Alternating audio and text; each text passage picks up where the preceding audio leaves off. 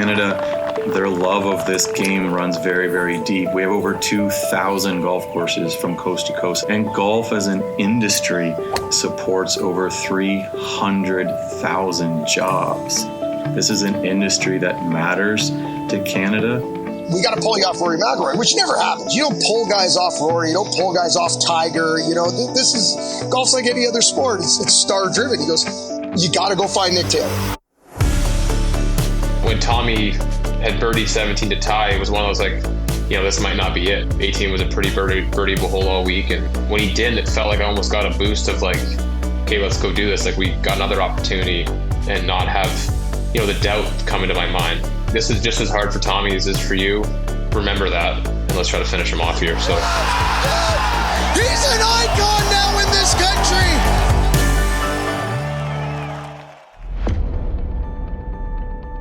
I'm a big fan of the human journey.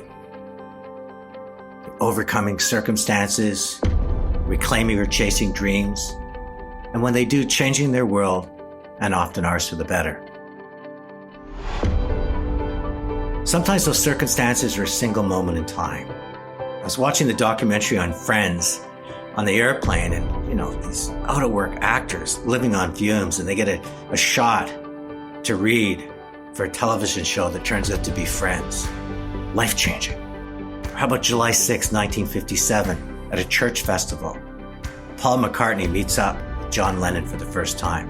Think of what that moment meant to music for decades, possibly centuries to come. Today I want to talk about sports. We're on a rare occasion.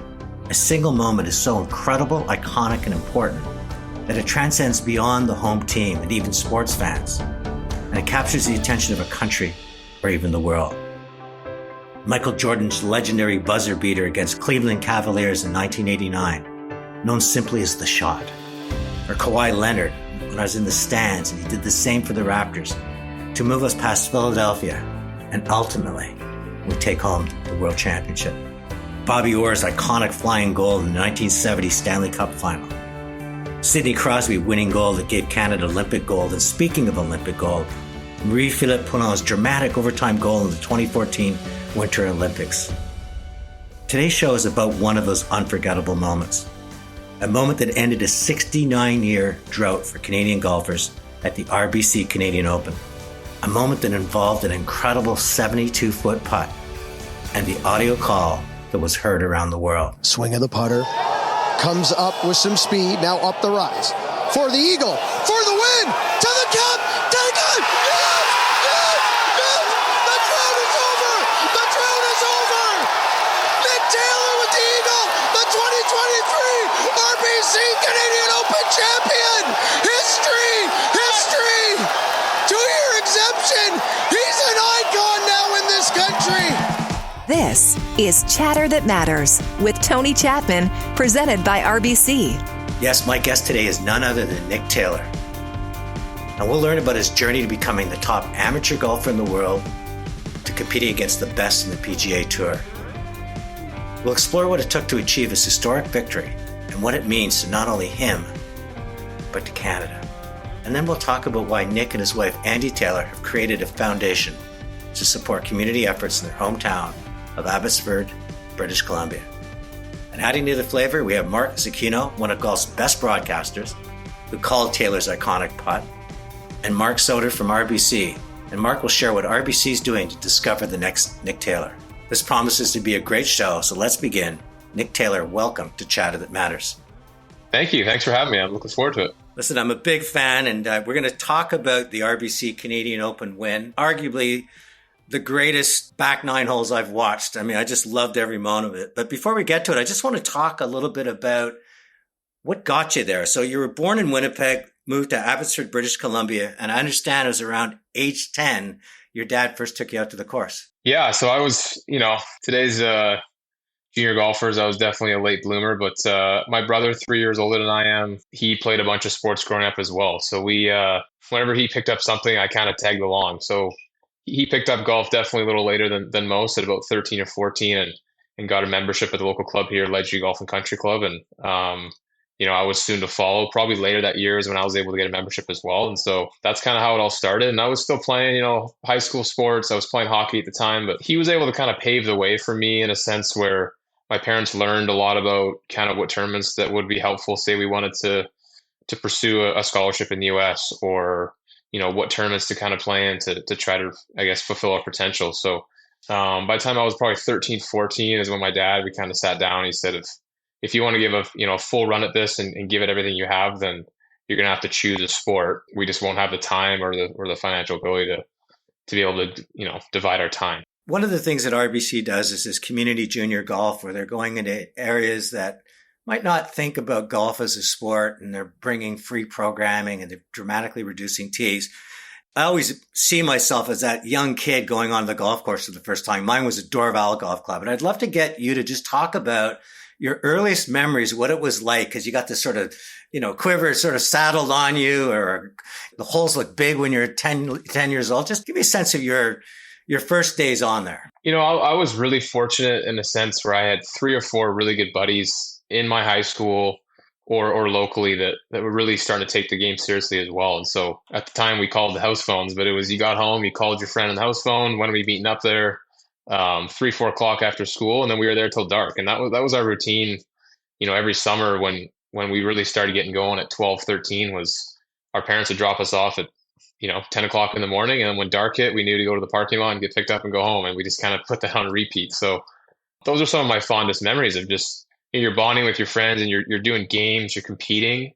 It doesn't seem like practice, but it's funny now with over the years that, when it becomes a job, in a sense, you're very structured, you're doing all these different things, but I would love to go back and do all these competitions, with buddies again, because it does make you better and you're just having so much fun doing it at the time. So it's fun to look back on those times. I understand you also spent a lot of time working at that course. You did everything from back office and back of the shop to taking care of the greens. Yeah, I've seen every inch of that place.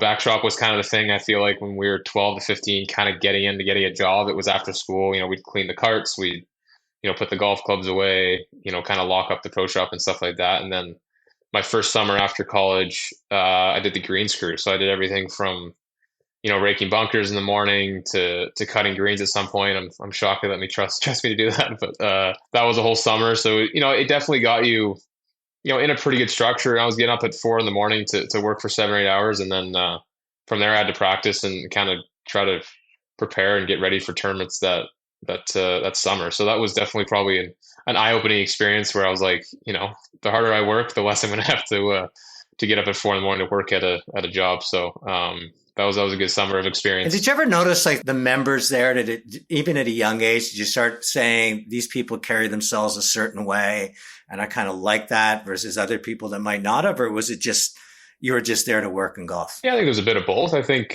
being a semi-private, there was definitely enough members that, I've known for 20, 30 years. They follow your career, teachers to lawyers to whoever. So it was fun to get to know those people and kind of their journey of golf in general. But, having the experience of going to the US to play college golf and kind of having high aspirations to make it a career was a good thing. And, got me back there working hard in the summers and prepping for school when I went back. How important is it for young people to see their entire surroundings that are around them versus maybe just focusing on the moment? That there's a lot to be gained just by, paying attention, looking around, seeing how one person behaves versus another, how someone that wins a championship carries himself, even if it's just at the local club. It's so unique about golf with the pro-ams that we play, with the charity events we're able to go to, the network of people that we're able to meet, the vast array of different professions and backgrounds is really unique. So you get to meet people and how do they carry themselves? How do they get to those positions? What do they do? How do they start off? And so you can learn something from everybody and apply it to your life. And I feel like I've done a pretty good job of that, again, of trying to take the best of kind of everyone I've met. And, hopefully I do as good as I can to carry myself out there. But like you said, it's if you're as humble in defeat as you are in victory, that's definitely a good place to start. Well, Mark Zecchino is going to be joining you on the show later on, and he holds you in the highest regard because he just says you represent Canada like Canadians like to be represented. You got great integrity and humility. So you teased it. You went to University of Washington, full ride scholarship. Did you go down there and suddenly realize that you were playing with people that got to play 12 months a year? That might have been that maybe it started much younger. Was it any intimidation, or did you say, I'm relishing this opportunity to see if I can make it here? Yeah, it's a good question. Again, with college golf, I went to Seattle, so there was very similar climate, but we had people kind of from all over. So I think, of course, the first year, there was definitely some anxiety, some nervousness of, am I good enough? I came from playing golf in Canada. No one's really highly recruited out of Canada. Yeah, I think I kind of eased my way into things and realizing that, we can get by even with our climate in Seattle and what I grew up on. I think it made a lot of us, at least on our team, I can experience a little more gritty when we got to tournaments and weather was bad. We kind of embraced that aspect instead of, being negative about it or really. And I felt like that was probably a really good thing. Since then I've moved to Arizona and it's sunny every day, and I'm probably getting soft since those days. But yeah, it was definitely a learning curve when I went to school. People talk about all the time, golf is definitely not a linear improvement scale. There's a lot of ups and downs. I felt like that first year I learned a lot of, I was good enough at certain times, but I was in and out of the lineup and really I kind of had to focus on the right things to get better. And I felt like kind of as my career went on, I improved each year. I look at your trajectory again for somebody that just really started golf at 10. By 2007, you're Canadian amateur champion. 2009, low amateur at the U.S. Open at second round 65 against Rory McIlroy. I mean, several weeks you were ranked number one amateur in the world. How did that happen? Because you talk about the ups and downs, but you must have leaped over a few staircases to get to that point that quickly. Yeah, it was, I think it was a couple year kind of culmination of a lot of hard work at school, but, letting the process and letting good results kind of add up. And so that was that summer where I worked at Ledgeview on the grounds crew and was truly kind of finding myself in my golf game, and had won the Canadian Amateur later that summer and then played actually well the next week in the U.S. Amateur. Kind of gave me a lot of confidence going into my second year university. And, that year played pretty nice near the end of the year, which kind of gave me a little more confidence. And then that's kind of where I felt like I really took off. And, it felt like it was a 2-year process, and it might have looked like that, 3-4 months was a great stretch, but it was 2 years of developing my game, but, the confidence lagging behind and following that to be able to prove to myself. And yeah, it's a pretty cool accolade. It's been so long since then, but to kind of be able to say that I was number one in the world at some point at something is pretty neat. You talk about ups and downs, and to me, that's a metaphor for life. And a lot of people are feeling pushed in their back feet, that they're going, I can't even climb to the next rung because there's just so much going on in the world that's negative, or I'm just overpowered by it. What advice can you give to people when things aren't going right to just keep going at it till they do? I feel like the saying now, everyone's always going through something, and you never judge a book by its cover. But like in my experience, having really probably turned my career around in the last year and a half, 2 years, a lot of my focus become kind of daily process goals of what can I do better today to make myself better for the next day. And, starting small, anything from a 15-minute walk to maybe eating a little bit healthier that day. But really, it was very minor, but kind of lifestyle changes that I've implemented and really tried to stick to. And that's probably my best advice. Like I said, everyone's going through something, but if you can really bring it down to doing very simple things, and you think those things are making your life better and being consistent with it, that's I think can pay dividends, because it certainly has for me. Is there a mentor involved with you, or you've just really started to read your own, how you think, how you feel, and how you act, and starting to put together your own game plan? Oh, definitely a team around me. A good buddy, Dave Markle, has caddied for me for the last year and a half, 2 years. It's no surprise to me. My elevation of play has come with him being on my bag. I've seen more than one kind of sports sites over the years. A couple years ago was Dr. Bob Rotella. Kind of saw him for a couple of days, and he really kind of put me in the right direction. And from there, I kind of started seeing Chris Bertram and more talking to him on a regular basis. But he's more, I think, have brought me into the daily process goals. Okay, what can we do more than not? That's kind of been our kind of mantras. If you can do it 4 days out of the week, that's doing it more than you're not. So I think that's been a good kind of thing for us. And, just working at the right things. There's been, coaches, short game coaches that I've brought in as well. So it's been a team thing. You turned pro in 2010.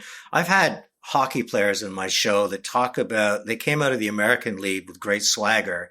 They stepped on in the NHL, and he said it was like 10 times faster, 10 times bigger, and 10 times more intimidating. Did you notice that when you went into the PGA, that this was a very different game? I think every level that you go up in golf, from college to even mini tours, when I came out to PGA Tour Canada, Corn Ferry Tour PGA, it's the best of the best on each level. Each level is there's more depth. There's just a lot of really good players. And, I feel like each level I've kind of had an adjustment period where, I'll have flashes of where I really have confidence and feel like I belong. Then there's times like anybody in golf, you're not sure if you're ever going to make a cut again but this is my 10th year on tour now. And it's funny to look back to where, probably last couple of years is where I really had the confidence where I really belong in that kind of top tier of top 50 in the world and have had just pretty consistent results. So it's, like I said, it's never linear. It's always up and down. And it's kind of, when you get that self-belief to a certain level, I think a lot of the results follow, and it's very tough, I think, in anything. But if you're very singular focused on the results, it's so easy to be frustrated and, you're not meeting your expectations. So I've really kind of tried to rewire where if I can do what I plan to do on a particular day, finish that day and feel like I kind of had a win, it's kind of helped me get out of that results side and just try to focus on me being the best I can. Your first win, 2014, that must have been, it's almost like breaking the 4-minute mile, that when you finally bring it home, it has to be something of just tremendous pride, because there's millions of golfers that dream the PGA and never get inside the ropes. And here you are winning one of those tournaments. It was a pretty wild 7 or 8 months. I think earlier that year, my wife and I got married, had some struggles on the Corn Ferry Tour, and then really started to play well, and then got my PGA Tour card kind of the tail end of that summer. And then within 2 months, I'd won the Sanderson Farms, and it felt like in at least a year, but a 7 or 8 month span, our life definitely changed in the golf world. Like I talk, when we're back as kids, you're yelling out, "This putt's to win the Masters, this putt's to win a golf tournament," and to actually become that a realization is obviously a victory that I'll cherish every single one of them. But your first is obviously kind of in a special spot. So that definitely kind of catapulted my career into a spot where I had job security, which, in golf is few and far between a lot of the time. So that was a huge step in my career, no doubt. When you talked about, it's funny that you're saying mine was underneath the streetlights, scoring the winning goal for the Habs. I was from Montreal, but I was never going to make the NHL. Is there something about an athlete that when they're dreaming of that winning putt, they see it differently? Yeah, I think it's probably a combination of a lot of things. I think dreams are great and I think they're essential, but also making a plan to try to reach those dreams, having the people around you and the resources is a huge factor. Some people aren't as fortunate to be able to have people lift them up when they're down, or have people around them to help support them get to that level. And there's certainly people that don't have that and still succeed, but I'm certain in my scenario where family, friends, my wife, kids, all of that, I certainly couldn't have reached the levels that I have without their support. So let's talk about Andy, because high school sweetheart. I've seen interviews together. You guys are just a Hollywood scripted couple. I mean, just looking at each other. You're not looking around to see who's taking cameras. You're clearly in the moment with each other, and you're blessed with 2 children. Charlie, I guess, is your eldest, and Harper May, your daughter. How does family, even getting married, change? Because there's different priorities that come with it. You're no longer your own, master of your own domain. I mean, you've got a lot of people you're responsible for. No doubt. I think, Andy would agree with me. I think once Charlie was born, perspectives change. I think there's no doubt in my mind, if you even look at, if I kind of change courses to my career and, mirroring when I've had children, there's no doubt a lot of my success has come after because of perspective changes, be more focused maybe on the less time I have maybe to practice and prepare, but also when I'm not golfing, not on the course, I'm trying to be in the moment with my kids and embrace all that time with them. And perspective change is the biggest, that, they're the most important things in my life. And golf is great. I love playing well. I love kind of competing and trying to do my best, but it's definitely made that off the golf course stuff where, good or bad on the golf course, they're still just excited to see me, which is a great feeling. I mean, you're talking about they're the most important thing, but you're also in this crazy world where when you take a break, other people are still competing and they're moving up and down leaderboards and FedEx points and such. How hard is it to take time off knowing that, there's another rung to be climbed out there? And it seems like every week, 52 weeks a year now almost. I've had difficulties on and off trying to, I guess, separate when I'm in off weeks. rest is super important with our lifestyles, of the travel that we have, living essentially out of a suitcase week to week and not being away from home. I think living on a suitcase is not probably the end of the world if you talk to at least a lot of players that I know. But if I'm, for example, the last 2 weeks, I was on the road by myself. So not being, with my kids, with Andy, can get difficult the longer that you're away. And, Charlie's in an age now where, he misses me. He knows I'm gone. He knows when I'm coming back. And, he's sad when I leave and excited when I come back. That's probably the harder part, is not sleeping in your bed, missing your kids, missing your family, missing your wife. So that's an adjustment period there. So yeah, when you're home, I try to separate in a sense where I chose this week to take off. I'm here to practice a bit when I can, but embrace the time that I have with family. And then when I go to a tournament, I feel more rested because of that week off, and try to compete as well as I can. So it is a fine line. I'm sure in the past I've been looking at leaderboards and weeks off, maybe wishing I was there or seeing that I'm falling. It is what it is. I think as I've gotten older, I've come to realize that just being home and kind of recharging that battery is definitely a very important thing to kind of mix into your schedule. It's a good piece of advice, because I think when I'm not saying addicted to something, but you're involved with something, there's a game, there's excitement, you're not sure what the outcome is. I think if you spend a lot of time putting things in the cloud and not seeing the result, but whether you're a sculptor or a carpenter, or in your case, an athlete that has some physicality to it, it's got to be tough at times to say they're out there doing what I love to do. So you just mentioned 2 weeks on the road. Your wife's not there. Your kids aren't there. Who's in your inner circle? You mentioned you have this team that you go, I trust that person like family. That person has my back. That person's going to tell me when, I'm not doing enough of what I should be doing. Yeah, that's kind of everyone on my team in a sense that I mentioned earlier, but Dave Markle, he's been a really good friend since essentially college. So he's on my bag. He's someone obviously we can, if my family's not there, bounce things off of, chat about anything under the sun, my coaches, but even the players among us, we try to split houses with a lot of the Canadian guys, Corey Connors and his wife Mallory and their kid, Reese, daughter, and then Adam Howen, we paired together and we've stayed together. Mackenzie Hughes, now that we all kind of have at least 2 kids, I'm speaking of Mac and us, like there's really not houses that are probably big enough to rent, but we play practice rounds together, dinners, etc. So we're definitely spending a lot of time with each other, and it feels like that kind of tight-knit family when we're out there. So that's definitely a positive when any of the kids aren't out with me, but it's great when they are out with me, and they will be for the majority of the rest of the season, which is really nice. And not that traveling with kids around the world is an easy thing, but when we're all together, it definitely makes it good. So let's talk about the 2023 Canadian Open. The person that wasn't surprised, at least said so after the interview, was Dave Markle. He said he's been building up to this all year. I'm the least surprised of anyone to see this happen. Was that just looking in the rearview mirror because you won, or did he really see that everything you've been talking about, more than not and such, were really starting to pay dividends in your game? That whole season, honestly, leading up to it, I had, I think 2 second place finishes, a lot of great finishes. So my, I guess, palette, you say, for that year, I had a really nice season and results coming up in the Canadian Open. And I'm sure nobody could have expected maybe the fashion that the result ended up happening, making the long putt in the playoff, or, having a poor first round and coming back. But Dave keeps me in line in a sense where if I'm, say reverting back into old habits of being negative or this or that, like that was a perfect week of that, to encapsulate that in the sense where I had a really poor first round. We kind of reset and we came out and just tried to be as loose as possible. And what makes, I think, our relationship great, but Dave especially, is great sense of humor, can keep things light. And we've kind of found a formula where if I can be as loose as possible and not so into the result of the shots and having better acceptance, there's no guarantee of success, but it's going to give me my best opportunity. And that's what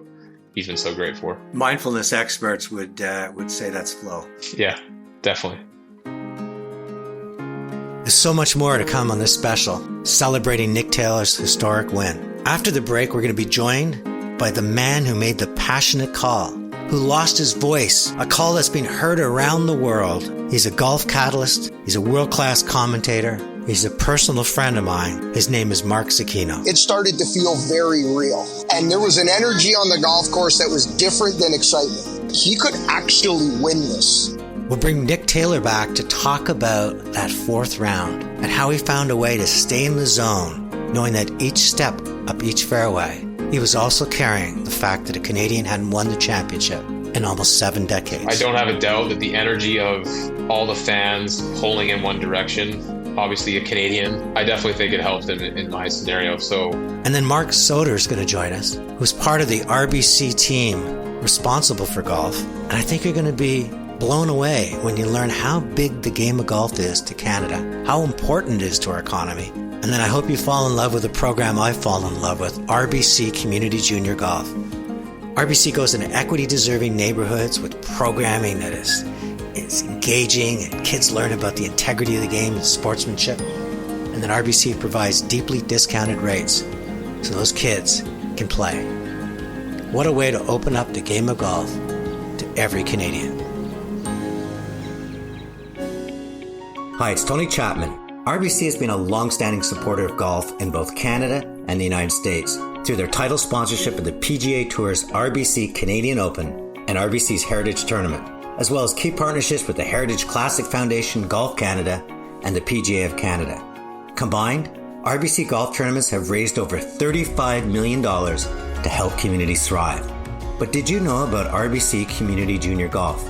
This is an initiative led by RBC in partnership with Golf Canada that's building greater diversity and equity in golf by providing affordable access for youth from equity-deserving communities across Canada. To date, RBC Community Junior Golf has engaged more than 20,000 youth participants by providing first tee programming at no cost and subsidizing green fees through Youth on Course. Who knows?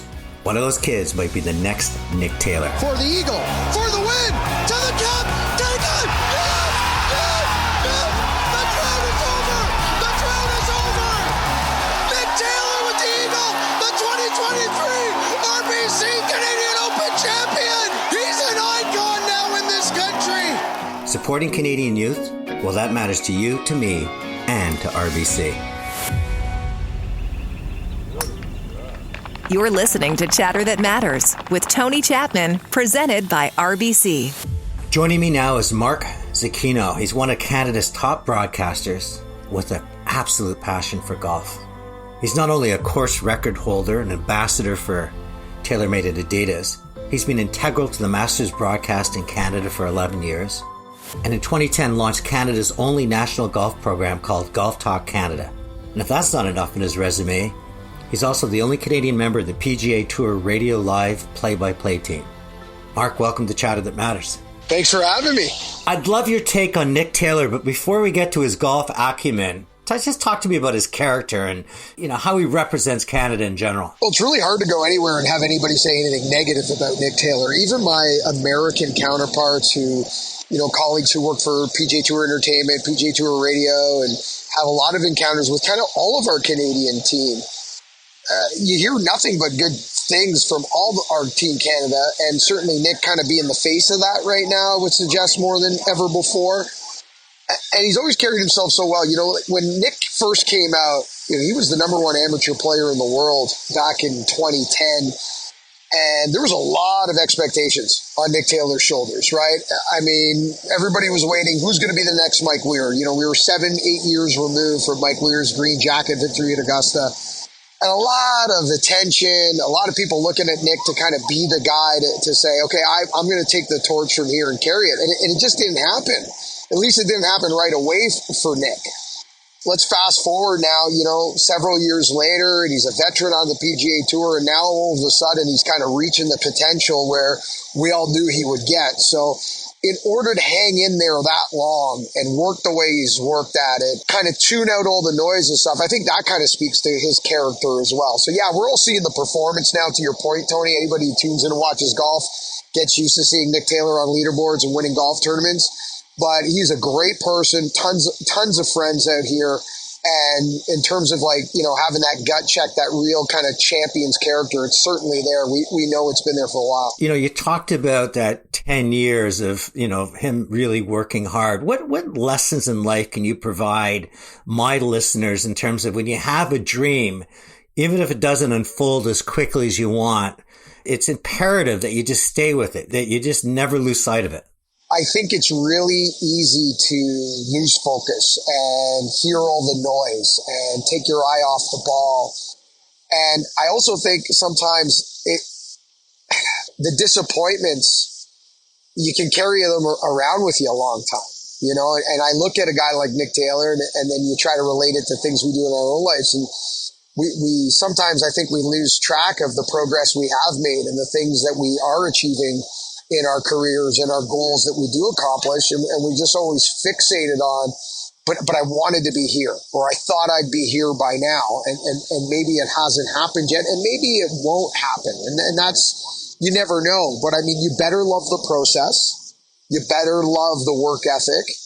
And at the end of the day, if you love the process and you love putting in the work, then the result is kind of a bonus at the end. You know what I mean? And celebrate those little wins along the way. So I think that's what I've personally taken from it. I'm talking to you now, Mark, from the PGA. You're at the Masters. You're everywhere. How's the RBC Canadian Open stack up? I would say since 2018, 2019, our national championship got really elevated to a place it used to be held. You know, in the 70s, if you were to go around and talk to Jack Nicklaus and talk to Lee Trevino and the big players in the game, outside of the four majors in the world of golf, the Canadian Open was right there. And in recent years, under new leadership at Golf Canada, obviously it starts with Lawrence Applebaum. You know, he's top of the food chain, executive director, CEO of Golf Canada, but his entire team that he's assembled there from the top down, starting with that buy-in from them, buy-in from RBC, as a sponsor who just didn't get behind the Canadian Open, but got behind golf. If you look at their ambassador program, the fact that they're also a sponsor of another event on the PGA Tour, the RBC Heritage.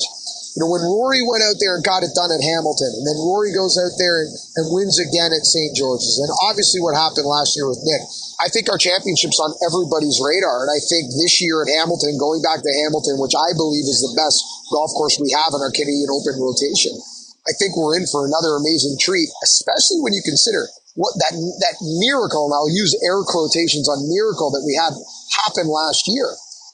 I mean, we got 6 guys this week in the PGA Championship, all of them capable of winning. That ties a PGA Championship record for most Canadians in the field, 6 guys.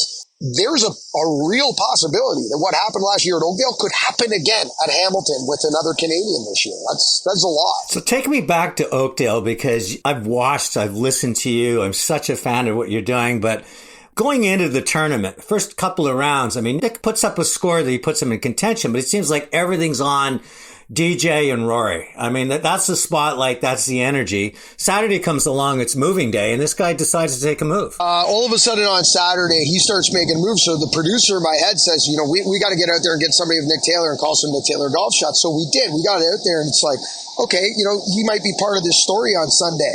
So we get out there, start calling some golf shots.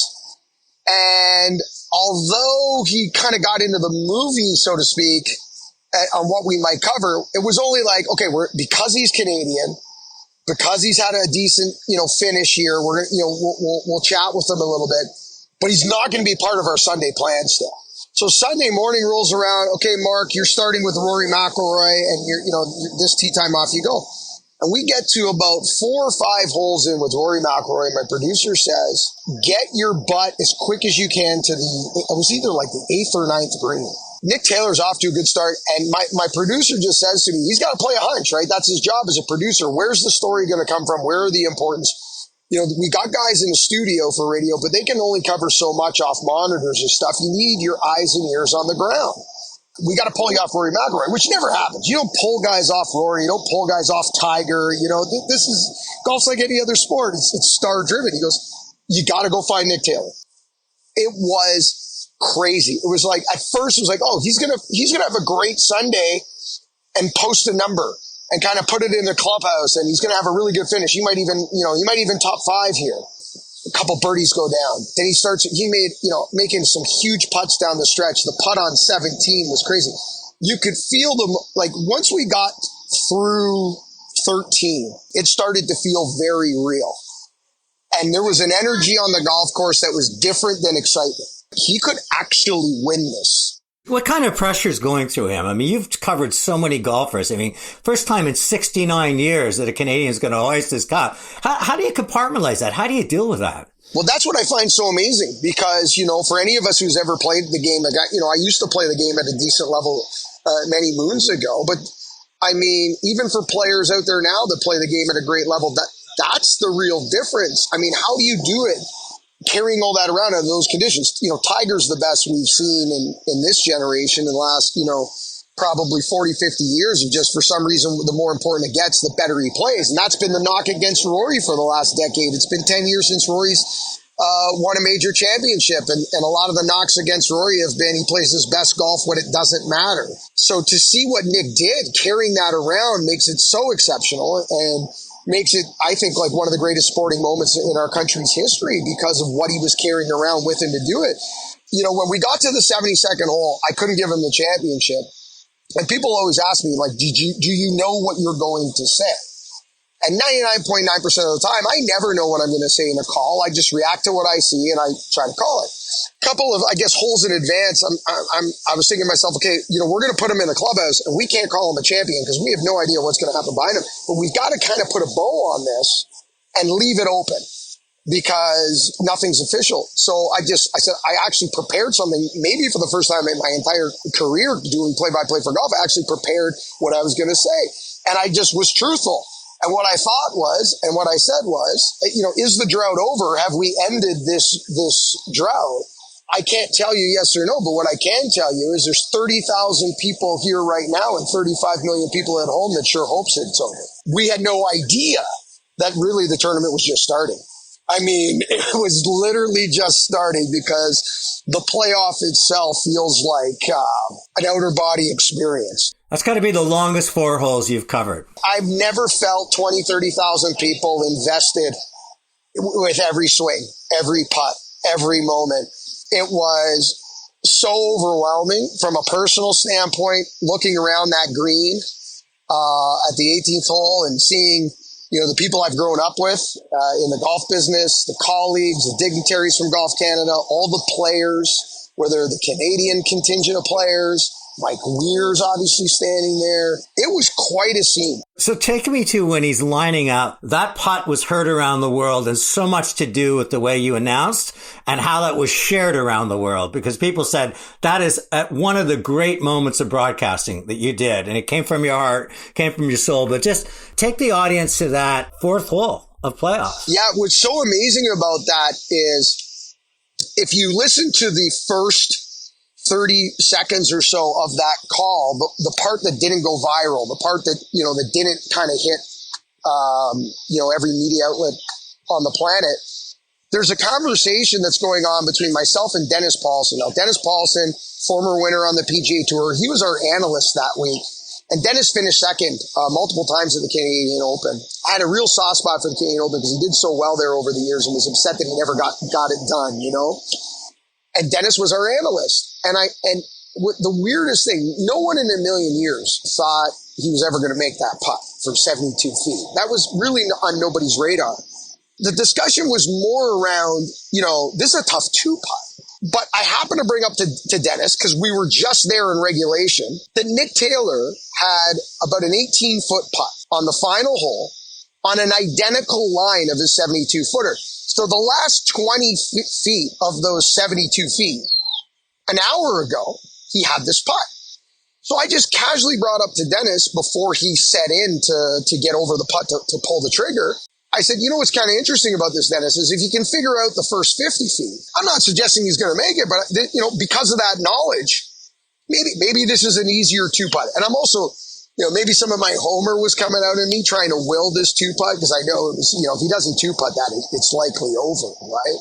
And then it is what it is, the call. And you can hear it in my voice. When it's starting to track in those last 20 feet, you can hear this kind of octave in my voice where it goes up a bit, like there's this part of me goes, oh my God, this has a chance. Like there's that little voice in my head that goes, I think this could have, and that was it. And literally, you know, 1,000th of a second later, everything on the planet is exploding. It was so cool. So much fun.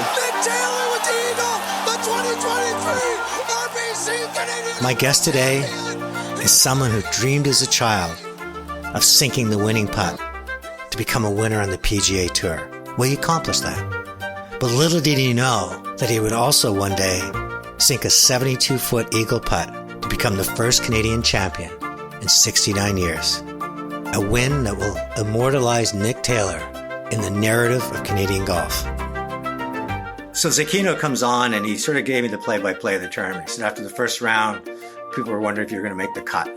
So take me through it if you can. Just like give the audience a sense of what it's like to be a Canadian going to the RBC Canadian Open and hoping you're going to be the one that breaks the 69-year-old drought.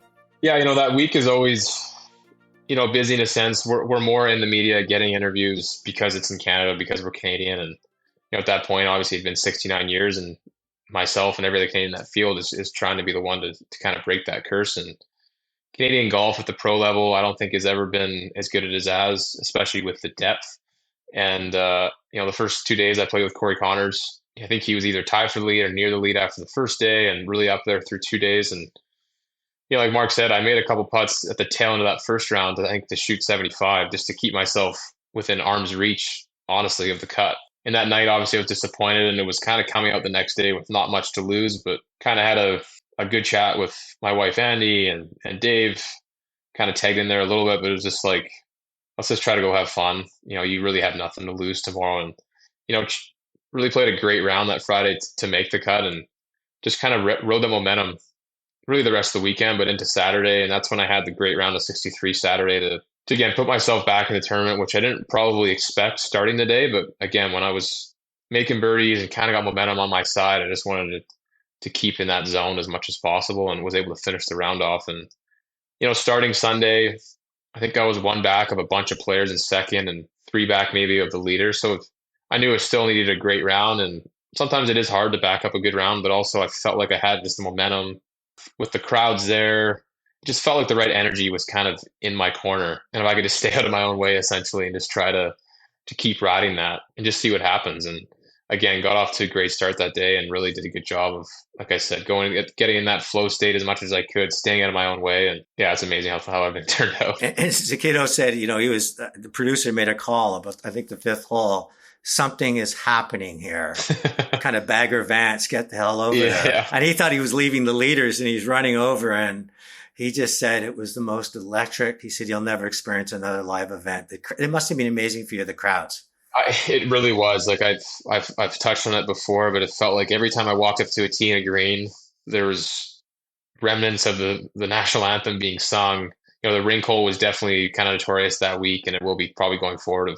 They definitely sing it on that hole, but just the ovations, getting to the tees, getting to the greens, something I never experienced, of having that much energy kind of towards me, trying to push me towards that finish line and try to win this golf tournament. Why do you think you could channel that where so many others have talked about, even playing with Tiger, for example, that it's just such an overpowering noise? But to you, it's almost like a hockey player saying my home fans are the sixth player on the ice. Yeah, I'm sure in the past playing with Tiger, which I wasn't obviously that day, would be a completely different experience in a sense of maybe the intimidation factor. But again, I felt like the year of confidence of playing well had definitely helped me get there. And I'd been in situations trying to win a tournament and handled it well. Didn't win necessarily, but again, felt like, the moment I was going to be ready for.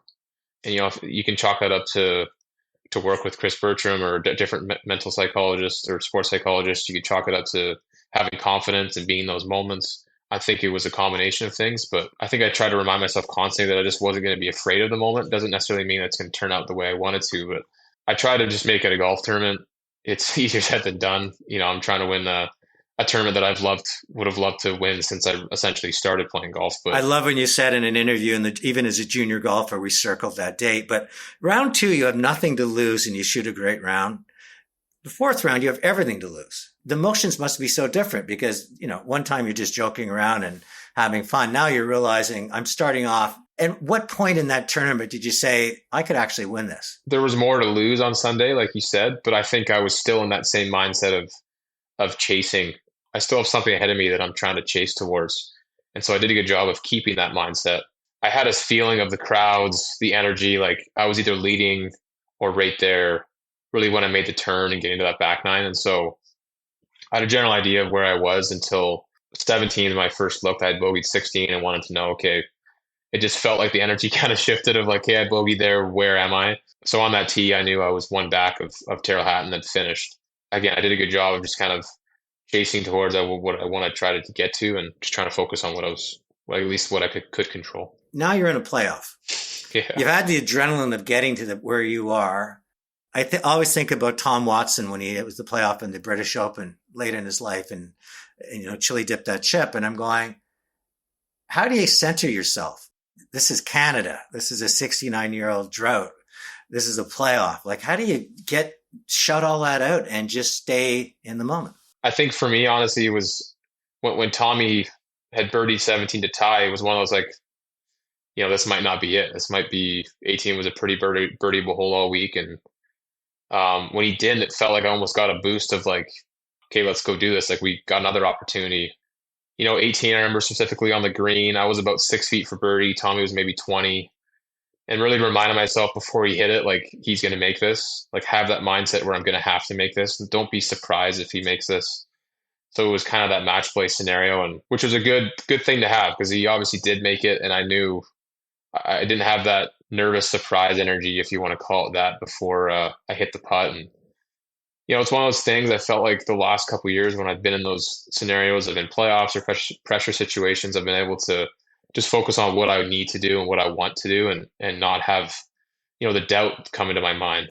Which at times when you're struggling a little bit, it's you see the water hazard, you see the putt lipping out instead of lipping in type thing. So I got in the right mindset there and was able to make that putt, which is obviously one of many critical putts that day, but obviously that one was to extend the playoff, so it was needed. And I also, Tommy had a couple chances to finish it and felt fortunate that he didn't. And then, Dave, as a reminder, kind of walking off that the fourth playoff hole off the tee box, he was just kind of reminding me, this is just as hard for Tommy as it is for you. Let's remember that, and let's try to finish him off here. So it's great advice. Just absolutely world-class advice to tell you that at that moment. Yeah. I played the putt earlier, and Mark's growing hoarse describing it, but 72 feet, eagle putt. As you said in every interview I listened to, and I've listened to many, few people got it to the hole. I knew what the last 15 feet were because I had a similar putt in the playoff, but you're still a long way away. There's a lot of high school kids that can't kick a field goal that far. So, I've caught myself even talking with Andy, kind of one of those things like, man, it would have been nice if Tommy just missed that putt in the first playoff hole and I made that to win type of thing. And like, well, then the 72 footer wouldn't have happened. Or like, there's certain things where maybe looking back, I don't have a doubt that the energy of all the fans pulling in one direction, obviously a Canadian, didn't matter, put any Canadian in that scenario, but having that length of putt, the energy for that whole week, I definitely think it helped in my scenario. So it's cool to look at it, because when people have said, Hollywood script, or you couldn't even write that because people wouldn't believe it. I think it's very cool when people say that. And I think even when my reaction, when you see it, it is probably utter disbelief of that putt actually dropping. And maybe that's because, I'm in the present, I'm trying to hit that putt as much as I can. And then when something like that happens, maybe you're not exactly expecting, that's when it's pretty neat. So I'd love to hear you and Mark will talk 25 years from now about that, because because first of all, the putter flip, immortal. You're now in the Canadian Open logo. Come on. That's pretty exciting. And that's pretty innovative on, Golf Canada and RBC for doing that. I thought that was brilliant. It's been so special in a sense of the creative minds doing that. Some of these videos they've come out, I've said to some of the guys that RBC's put out with them talking about their experience, I'm like, they've been very flattering, and it's been really nice to kind of just hear their perspectives. I've obviously been around them for the past year and talked a bunch, but to see that different kind of vantage point of them just speaking about it is really neat. And Marco, it's fun to experience obviously something like that with who I'd call one of my best friends. And I've touched on this in the past. I think forever treating golf as a job, I didn't want to get someone too close potentially as a caddy to maybe make it awkward if things weren't working out. But I think it's something that I really needed, and finally kind of found the right person in Dave. Is it hard to stay best friends when you're also at times have to be the boss? I think that's what I was afraid of going into it. I made it clear, I'm like, our friendship's first. So obviously there'll be times where we're out there and we're trying to compete and can be frustrated, but our communication is very good. Anybody with their player and caddy, doesn't matter if it's a best friend or, someone they first met, and it's essentially a marriage. We're spending more time with them sometimes than our significant others. So it's important to have that open line of communication, trying to get better. We've been very open of where we're trying to get to and what's the best way to get there. And so it's definitely important to keep that communication open, and we've done a good job of that. The hug. You and Marco come together. I mean, yeah. Usually you see a lot of high fives and, but that was just two friends going, we did it. We got pictures framed of that. Andy and I kind of thought for a bit, but we ended up getting a flag and a really cool picture of us together for Dave. And to experience something like that with, like I said, one of my best friends is, it is Hollywood script type stuff. So and like I said, golf has become, I think the narrative has changed. There's really no I in golf anymore. It's we. The emotions there were so raw in a sense of like, we did it, like this is us thing, and it was pretty neat. So, I talked about 25 years from now. I'd love to hear you guys talk a moment. I would also love to wind back the clock 8 years when you were at a bar talking about what it would be like to win the Canadian Open. Exactly. And you must have gone back and forth. What course would it be? Yeah. Who would I be playing and stuff? So, there is a intervention or not, there's a Cinderella story on it. I just want to ask you a bit about your foundation. I thought it was really yours and Andy, combined, you've created this family foundation with a real focus on your community. I applaud you for that because I think there's a lot of communities hurting out there right now. So tell me a bit what you're doing. Yeah. So speaking of Chris Bertram, he was the former coach at the UFE local university of the men's golf team there, and they had a fundraiser for their team for a number of years and had approached us about 7 years ago now and said, hey, would you have any interest of kind of coming together? We kind of already have this base of a golf tournament, and I think if we came together, we kind of elevated it, and you and Andy can start thinking about things that you want to do in the community. And it was such a good idea. First, we didn't really know where to start, how to start a fundraiser. So having the bones already there, and Chris has been phenomenal, and he brought in Phil Algra, who's been a huge sponsor, and so they kind of already had the framework of this event, and it's just grown from there, and it's been phenomenal. So the events, this is be our 7th year, I believe, and we've tried to help out a few different foundations and charity networks just around Abbotsford and Chilliwack in our community, and we haven't stuck with single one. More of a strategy of like let's help out who kind of needs something this particular year.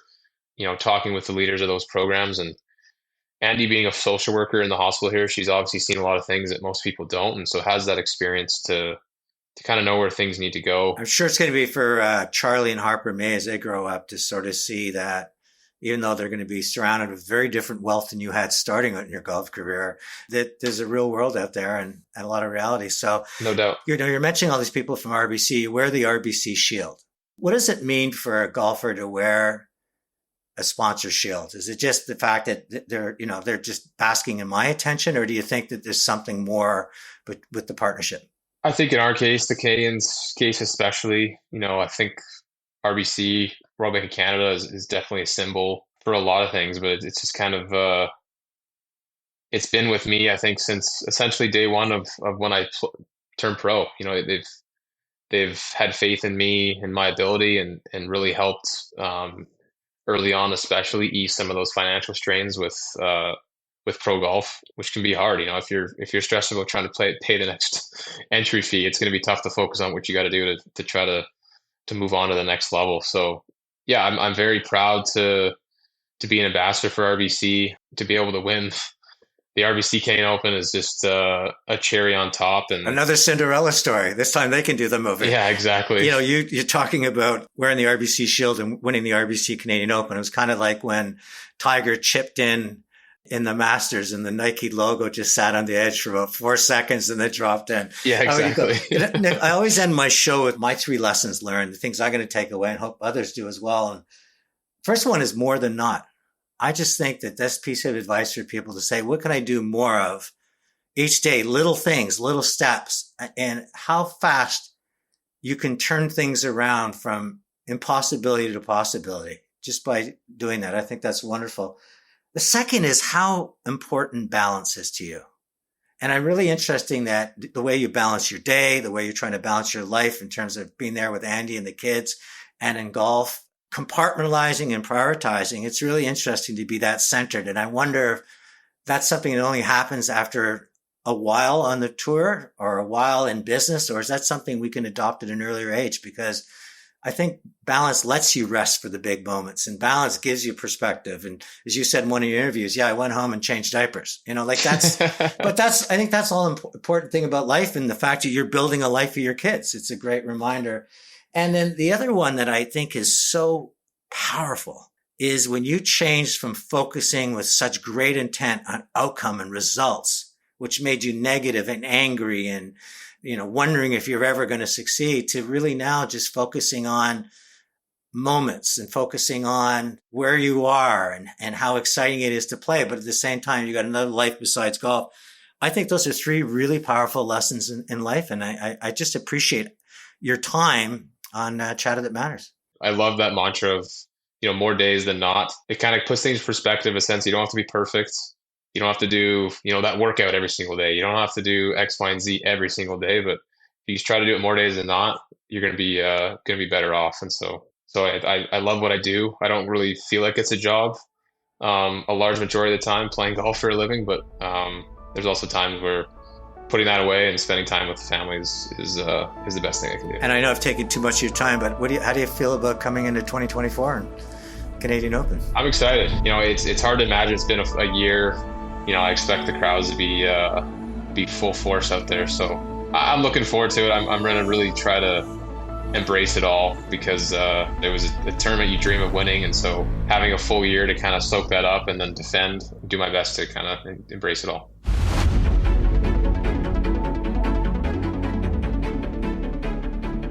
As I mentioned earlier in the show, I'm inviting Mark Soder to join me. He works at RBC. He carries golf in his title. You got to have one of the greatest jobs in the world, Mark, because you're involved in prestigious events like the, RBC Canadian Open, the Heritage Classic, but you're also very involved in harnessing what golf means and matters and bringing it to communities across Canada. And that's really what I want to focus on today, is not what you do that's big, but the little things that you do that in many ways are bigger. And so let's talk about RBC Community Junior Golf. What is it, and why would a brand like RBC invest in that? Oh, first, thank you very much for having me. I do. I'm feel very blessed and fortunate to be working with RBC. We have an unbelievable team, and as you know, it takes a village. There's a great team that brings those big tournaments, the RBC Canadian Open and Heritage, to life. Not to mention what we're going to talk about today, some of the other shoulder programming important things that we do. And RBC Community Junior Golf is definitely one of those where we all have a lot of heart for. But I think if we take maybe even a step higher when we look at golf as a sport, particularly in Canada, is thriving. We see some encouraging numbers when you look at who new entrants to the game were. It was 57% of new golfers were female. 48% of new golfers were identified as BIPOC. The interest in the game was growing. Those are all great indicators. However, the number one barrier to golf was cost, was affordability. So it was important to us, we, as you know, Tony, it's important for us to give back into communities where we do business. It's all about helping communities thrive. And this was a program where we sat down to say, how can we inspire and how can we enhance and bring golf to underrepresented communities across Canada? How can we introduce the game to youth, put clubs in hands for the first time and get them into the game in a really meaningful way? So we're very proud to be working with Golf Canada and First Tee and Youth on Course, and have brought this program to fruition. So talk to me about this program, because when I imagine it, I'm seeing these kids for the first time going on a golf course and all that represents. I mean, there's sand, and there's, a flag, and there's, tees, and there's a stick in my hand, and all of that comes together as truly something quite memorable. I have to imagine, I remember my first time going on a golf course, and I have to believe that you're not just introducing them to a game. You could be introducing them to a passion that they're going to take the rest of their life. Well said. There's a few pieces to touch on there, whether it was just your family, your mother, your father who introduced you to the game and what those special moments meant as a youth growing up. But I think The RBC Community Junior Golf programming actually doesn't start on the course with first tee programming, working with counselors and community centers across Canada. It really touches on more than just golf at the introductory level. We're talking about different aspects from understanding and managing emotions, from resolving conflict, setting up step-by-step goals. There's a whole program that's rich with first tee. That's an ascending program that you graduate to then make it out onto a golf course. So when it is that first time, it is special, and you hold that golf course for the first time, you've been coached and you've been through already an immersive program that's helped you get there. And then I think that's where our subsidized youth on course programs and $5 rounds really help kids stay inspired and start to play more. Mark, what are you most proud of when you look at your time at RBC and the work that you're doing with their golf program? What do you think you're going to talk about in 20 years and say, I was part of that? I'm very proud to be working on this team with leaders like Mary DePauli, and it starts at the top and coming all the way down. We have a very passionate, hardworking team that is just feeling very grateful to be a part of. I think what we've done at RBC through our golf platform, from our RBC Community Junior Golf platform to our RBC PGA Scramble initiative, which is a fantastic coast-to-coast initiative that inspires play and at the grassroots level. But most importantly, we've, in the last 3 years, have brought golf to almost 30,000 youth across Canada, with being introduced to the game, staying with the game, and becoming fans. And maybe one of them will become the next Nick Taylor, but more so it is learning those life skills and having those moments on the golf course and learning about the game that sort of inspires us to keep doing what we're doing. Mark, if you read my post on LinkedIn, you know that I am so passionate about growth in Canada. We have to find our way to grow.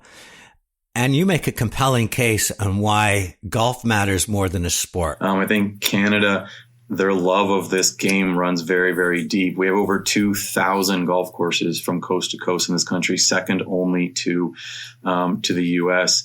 And golf as an industry in this Canada supports over 300,000 jobs. This is an industry that matters to Canada, and supporting the next generation and supporting where this goes affects a lot of Canadians. And what about charities? Because I very often I look at, there's a golf tournament attached to a charity. Is that just an excuse to play golf, or is it actually delivering some real value? It could be both, but you bring up a great point. In Canada, golf helps raise over $300 million to local charities and foundations from coast to coast. So whatever your initiative is, whatever your special cause is, you tend to go to a golf course to host your event and raise your money. And that's what the golf as a vehicle does for so many great causes in this country. Mark, I always land my podcast with my 3 takeaways with the guest. I've never done it with my 3 takeaways from RBC, but here's the first. 1, you've shown me today that golf is a Trojan horse. It's beyond making birdies and getting on the course. It's life lessons. And if we can get to youth and use a game as our vehicle to get them to open their minds to integrity and resolving conflicts and competition with a smile, I think that's extraordinary. Second thing that I had no idea is how important golf is and how fast it's growing. And when you start throwing numbers around, like we're second to the United States in golf courses and the number of people we employ. But the third thing is, it might be an excuse to get out and play golf, but the fact that we're raising $300 million at a time when charities are desperate for cash flow by using golf as the vehicle to get people to come out and not just play but give more. For all those 3, and for everything RBC is doing, I so appreciate you joining me in Chatter That Matters. I enjoyed it. Thanks so much, Tony. Chatter That Matters has been a presentation of RBC. It's Tony Chapman. Thanks for listening. Let's chat soon.